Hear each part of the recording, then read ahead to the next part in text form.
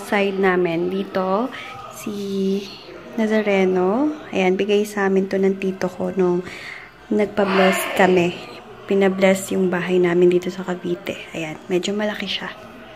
Then next, ito, bigay din ng pinsan ko sa mama ko itong natutulog na Saint Joseph.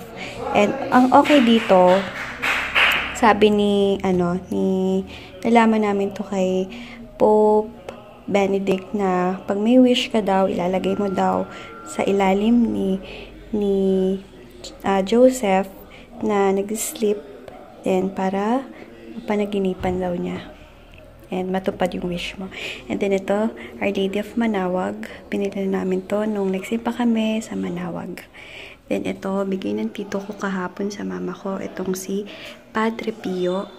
Medyo malaki din siya. And ito yung Holy Family. Bigay naman ng lola ko.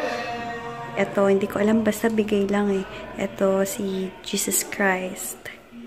Or yung Sacred Heart. Alam ko, Sacred Heart to. And then, ito yung Our Lady of Kaysasay sa Batangas. Medyo malaki din siya. And then, yung meron din sa baba, meron din sa taas yung mama ko. Diba? Super, super blessed pag nakikita ko yan. Yung side na yan. Hindi naman papatalo yung room ko, diba? Meron akong Our Lady of Fatima, meron akong Santo Niño, meron din akong Mama Mary. And then, pag nag-rosary ako, nagsisindi ako kandila. And then, meron akong rosary dito ng Our Mother of Perpetual Help. And then, ito. Ayan. Good afternoon! Ayan, guys. Gamit ko pala yung bigay sa akin ni This George na Shu Yu Peru. Shu Yu Mura pala. Na, ito siya, oh, grabe, ang ganda. Guys, ang ganda, diba? Para siyang matte siya. Pero pag ginagay niyo siya, is parang super smooth lang yung i-glide sa lips mo. At napaka-matte na. Hindi naman napaka, pero alam niyo yun, yung matte siya, na hindi siya drying. Gets, diba? So, yun. Ayan, naka-t-shirt lang ako in blue shorts. And bala ko magpalit na bag. Ito na muna. Itong Guess na bag. Para partner siya sa shorts. Nga pala, pasensya na, ngayon lang ako nag-vlog kasi ang dami kong ginawa. Umalis kasi ako kanina. Hindi ko na vlog kasi pupunta akong lab. Alam niyo naman, hindi naman pwedeng mag-vlog doon. Tsaka ayoko kasi ang dami kong gagawin. Parang baka ma-hassle. Nakaka-hassle. Tapos, ang dami kong ginagawa din. Video pa. Kaya, super hassle.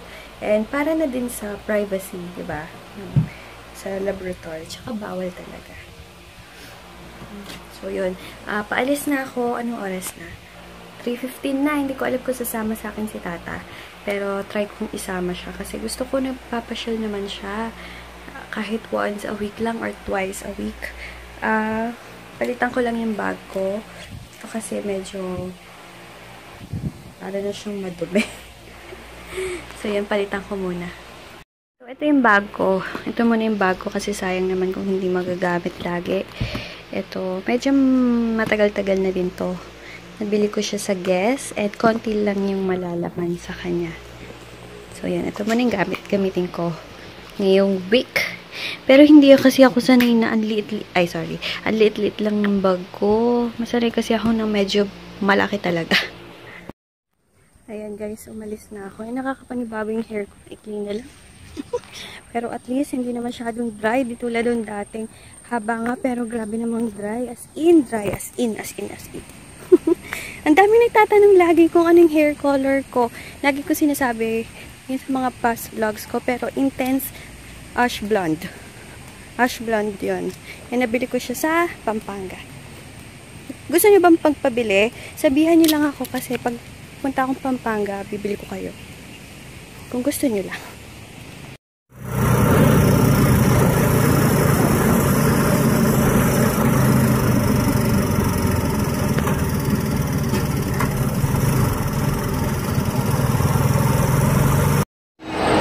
Sobrang init ngayon, guys.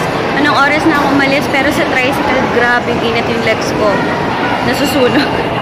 Sobrang init ngayon, grabe. Yan, thank you pala kay Sis George na nagbigay sa akin itong lipstick na super ganda. Maraming salamat, Sis George. Yan, nag-iisip ako kung anong pwede kong merienda. Yun yung light lang. Ayoko naman ng mafufull ako. So, hanap muna ako ng foods. Yan, bili na lang akong buko. Kuya, isang buko shake. Yan, wala daw buko shake. Juice pala ako. Hanap naman ako ng iba.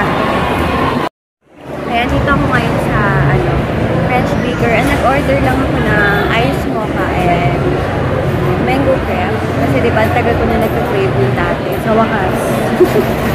So, hinintay ko ng order. Laki pala nito. Feeling ko hindi ko mauubos. Hindi ko naubos yung crepe ko. Napakadami pala niya. And yung nilagay nilang mango, parang 1 kilo. Punta muna akong bench. Tingin ako ng short. Ayan guys, pauwi na ako. And wala din ako nakita sa bench kasi hindi magaganda. Kaya ayan. Past 5 na. So, uwi na. Guys, sa gate 1 ako bumaba. Para may walking ako. Malayo to in fairness. Siguro, bahay namin. Or, basta malayo to. Kasi dati, gate 3 ako bumababa. Ngayon, gate 1. Para may exercise ang lola nyo. Kasi yung crepe, medyo makalories yun. So, yun. Para malus ko agad yun. Nakain ko kanina. Medyo malayo to. Hindi lang medyo, malayo talaga siya. Yan, sana wag mangitim tong sa necklace ko kasi medyo acidic talaga ako. Kaya sana wag siyang mangitim. Malayo-layo pa ako. Pinagpapawisan ako. Ayan, medyo malayo pa din. Pero kailangan. At least, diba, may exercise. Siguro, everyday, kung hindi umuulan, first gate ako bababa.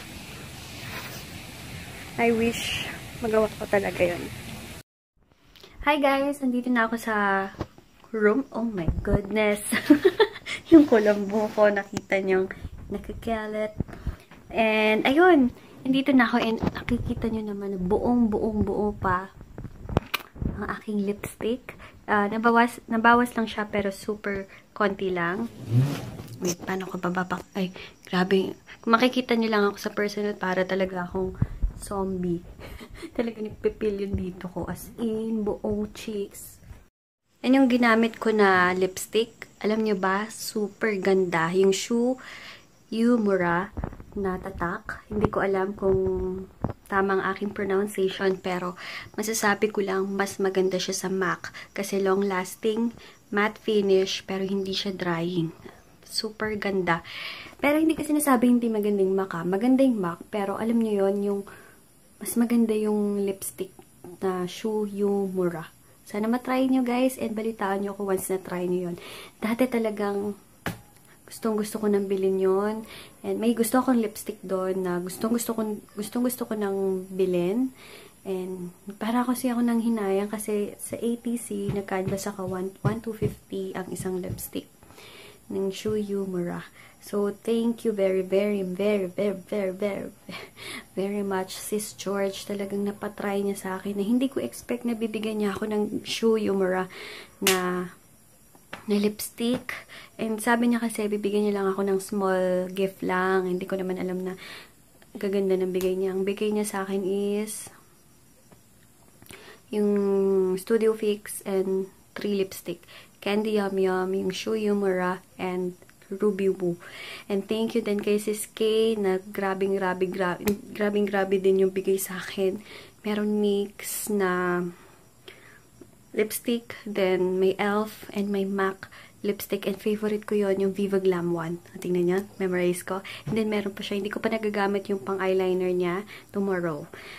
So yun, excited na ako gamitin lahat ng bigay ng mga subscribers ko. And kayo, si Ate K, si Sis K, talagang suki ko na. At si Sis George, siguro 1 year pa lang akong nagbe-business. Bumibili na yan. Lalo na capsule. So yun, thank you very much. Thank you very much, Sis K and Sis George. Maraming salamat at napatry niyo sa akin yung mga ganun. Kasi kung ako, Hindi naman ako bibili siguro kasi mahal masyado. Diba? Practical. Pero dahil sa kanila, talagang natatry ko ngayon. Kaya maraming salamat. Yung Studio Fix na powder, hindi ko pa ginagamit. Siguro sa Christmas na. Kasi, grabe, super to the highest level. Hindi pa ako nakakatry ng Studio Fix. So, siguro gagawa ko yun ng review. And gusto kong gawan siguro ng review kung anong mas long-lasting. Yung MAC Candy Yum Yum or yung Shu Uemura na lipstick. Kaso, munta nga lang kasi magkaibang bala ko sana dito yung Candy Yum Yum and dito yung Shu Uemura. Kaso, munta nga kasi iba yung yung pinaka-color nila. Pero same pink sila. Pero siguro kung hindi ako lalabas, siguro on Sunday, 'di ba? And sa weekend, gagawin ko na yung skincare routine ko. Yun yung pinaka-requested talaga sa akin. Everyday, nakakatanggap ako ng PM. So, yan guys. Manood muna ako ng vlogs. Pinapanood ko ngayon si Candy Love Art. And then, sunod-sunod na yan. At, wait lang, tingnan ko kung sino yung mga bagong upload. Ayan. Si Krisha M. And Perfecta Magdamag. Yun. Yung mga lagi kong pinapanood. Yung mga Maffy Ducky, Michelle D, A Dose of Paula. Yun. Sage ako. Wait lang. Yun yung mga sunod-sunod na nasa laptop ko. So, yun. Sunod-sunod ko yung panonoorin. Minsan, hindi na rin ako nakaka-comment, pero lagi talaga akong nanonood. Ay, o nga pala, bago ako manood ng Wednesday pala ngayon, Our Lady of Perpetual, Mother of Perpetual Help. Magno-novena pala ako today. So, novena muna pala ako. Shout out for Yuki Bond. Hi sis! Thank you sa panonood mo. Hello guys! Ayan. Here's my lotion. Saan lotion ko? Pang feet. Oh my god. Nasaan? Hindi ko makita. Saan yung lotion ko? My goodness. Hindi pwedeng mawala yun. Ito pala siya. Tinin! Hindi pwedeng wala talagang lotion yung paa ko. Then, pag nakakulambo ako, hindi pwedeng walang lotion. Kasi wala din, walang sense yung kulambo. Pag walang lotion. Gusto kasi pala madulas.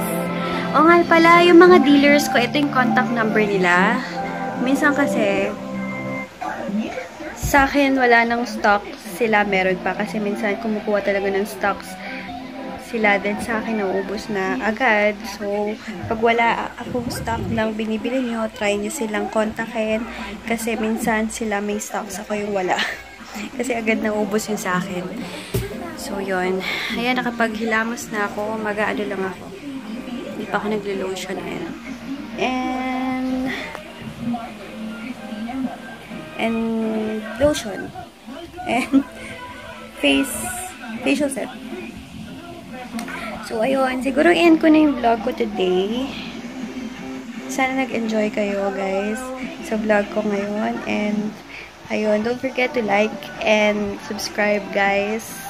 So, yun. Tomorrow na lang ulit. Ano ba bukas? Basta, tomorrow na lang. So, yan, guys. Tomorrow na lang, ha.